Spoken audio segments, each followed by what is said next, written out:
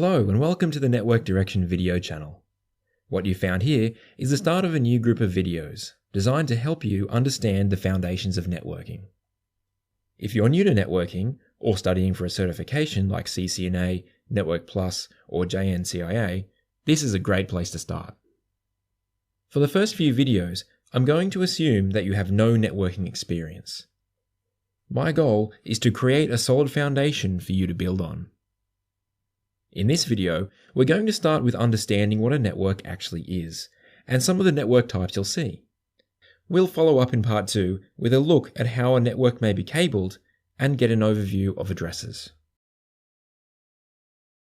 If you like this video, please let me know with the like button. It's important to me to know if I'm on the right track with my videos, so a comment would be helpful too. If you want to see more, please use the subscribe and notification buttons. Now, if you're ready, let's start right at the beginning. What is a network?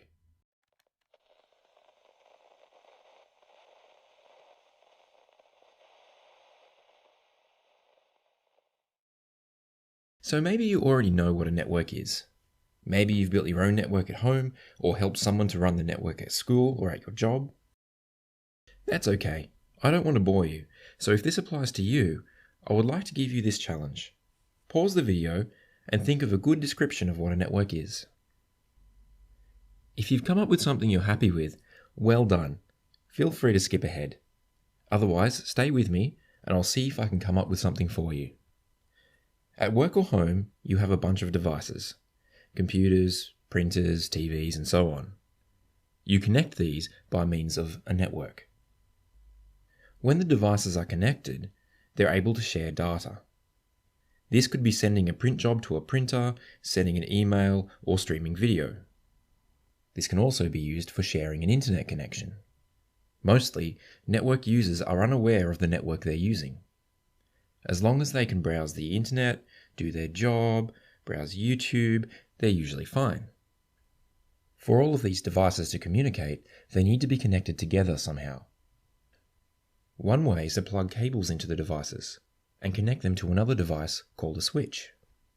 An example is in a school's computer lab. In this case, a computer in the lab connects to a wall socket with a cable. Another cable runs through the wall, which comes out at a patch panel. This may be in a cabinet on the wall somewhere in the room or in another room entirely. The port on the patch panel then connects to the switch. You might have a switch at home too. Most homes don't have wall sockets, so devices are connected directly to the switch. We'll talk more about how switches work later. We can also connect devices wirelessly. A common way to do this is to use a wireless access point. A wireless network like this is also called Wi-Fi. An example of this is if you have a tablet. It is impractical to cable it in, so wireless is a good option. The access point is like a switch without cables. More than one device can connect to the access point at a time, but without the messy cabling. The access point can also be connected to the switch with a cable.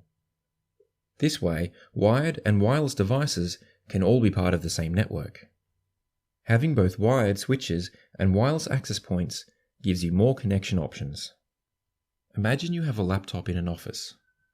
You may connect it to the network with a cable when you're at your desk.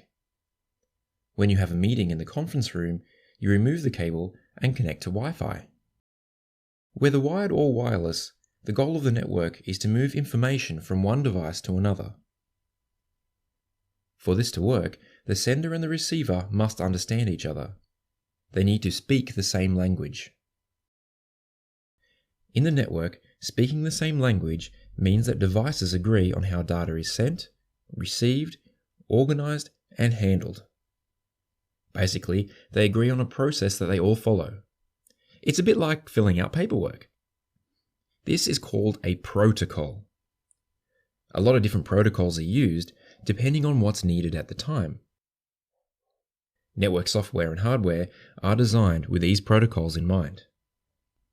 You will hear of protocols like Ethernet and TCP, which are used for sending and receiving data. You may also hear of protocols like HTTP, which is used for accessing the web, and SMTP, which is used for email. Usually, several protocols are used together to achieve a task. We'll look at protocols further in future videos. In summary, networks are used to connect devices together. Devices use the network to communicate and to share information. To share information, devices need to speak the same language. This language is called a protocol, which is a set of instructions of how to handle the information. We're going to start with some simple questions to get the brain working. Firstly, what are the two ways computers can connect to the network? To follow on from that, what devices do they usually connect to? And finally, how many protocols are used when one computer accesses another computer? When you're ready to see the answers, follow the link at the bottom of the screen.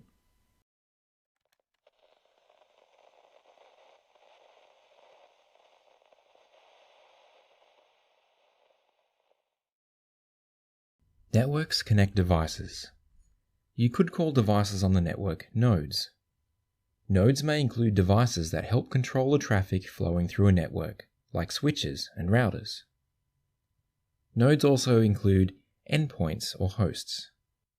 These are devices that send and receive the bulk of the traffic.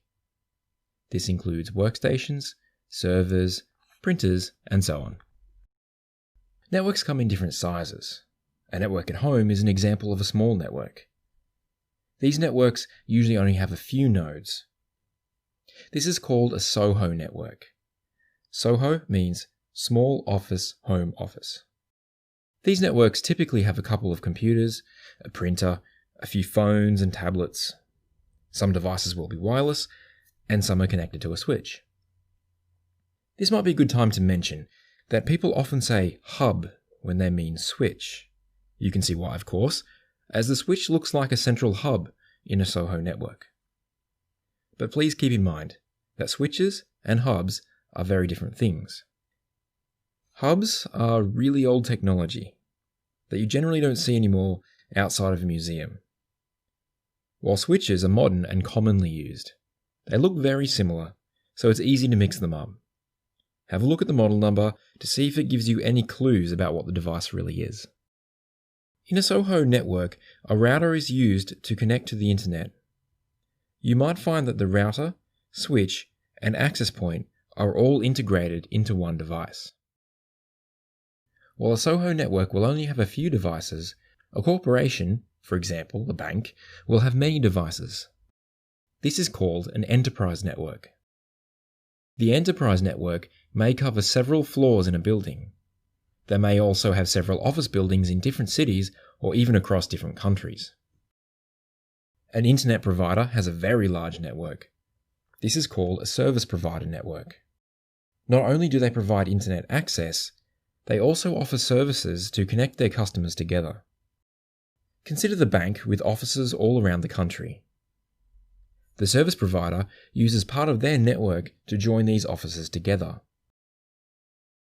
When devices are collected into a local area, we call this a local area network, or LAN. The LAN may be a small network. In a SOHO network, the LAN is the switch with the handful of devices connected. Or the LAN may be part of a bigger network, like an enterprise network. This network may have many switches, routers, and access points, depending on their needs. Think of the bank from before. They have an office with several floors.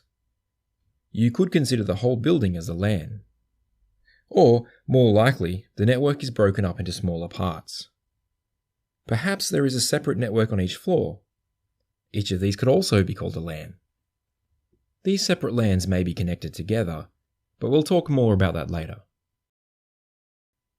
But a bank's network is going to be larger than just one building. Banks have offices all over the country and all over the world. Even though they are far apart, these networks can be joined together. This is called a WAN, or Wide Area Network. Imagine for a moment that you work for a company with an office in Sydney and an office in Melbourne. You could contact a service provider and they can connect these offices for you. WANs are a topic all of their own, so we'll cover them in detail in a later video. Let's take a moment for a quick summary. All networks are different, and this includes their size. A SOHO network is very small, while an enterprise network may be very large. Of course, your network could fit in anywhere in between. A LAN or local area network is a collection of network devices in a local area, like a single building. A WAN or wide area network connects networks that are far apart. And once again, it's time to get the brain working. Here's something to think about. You work for a company that has a finance division, an engineering division, and an admin division. Each group have their own network, and the networks are joined together. Is this network still a LAN, or is it something else entirely? The company grows and adds a retail division. In addition to the head office, there is now 6 branch offices. What type of network is this? As before, go to the link below to see the answers. I hope you've enjoyed part 1 of this series. Join me in part 2, where we'll have a look at different types of cabling, the Ethernet protocol, and a bit of an introduction into network addressing. If you found this helpful, subscribe and click the notification button. Also, if you liked it, please click the like button and tell me what you thought in the comments.